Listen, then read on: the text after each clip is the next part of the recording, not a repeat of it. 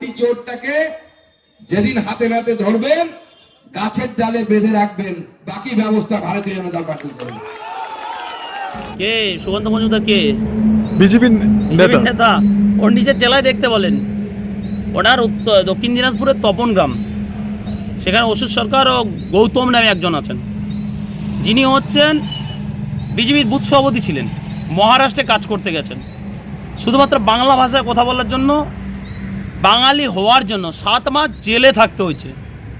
গৌতম নেস্তি স্বাভাবিক যখন বিজেপি করে, বিজেপির প্রতিমন্ত্রী এই সুকান্ত বাবুর কাছে গেছে, সেই সুকান্ত বাবু কোনো রকম কর্ণপাত করেন নাই, সেই মানুষকে মহারাষ্ট্র থেকে উদ্ধার করে নিয়ে আসছেন আমাদের জননেতা, আমাদের অধিনায়ক, আমাদের সেনাপতি, সেই পরিযায়ী শ্রমিক, সেই গৌতম বাবুকে উদ্ধার করে নিয়ে এসছে আমাদের অভিষেক বন্দ্যোপাধ্যায়।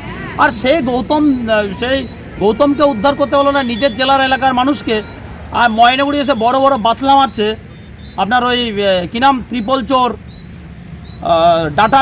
ডাটা চোর, কম্বল চোর, সেই চোরের নেতা, তাদের বক্তব্য আমাদের শুনতে হবে। তাদের কথা মানুষ খায় না, মাথা দেয়, তাদের কোনো রকম পাত্তা দেয় না।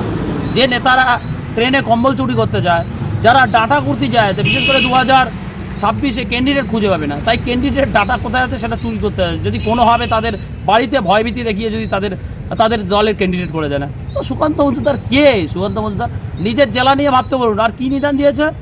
গাছে বেঁধে রাখবে, ক্ষমতা থাকলে বলবে না আমি বালুরঘাটে আসবো, ক্ষমতা থাকলে বেঁধে রাখবে। আমি রামবনটায় জলপি জেলার যুব সভাপতি বলছি।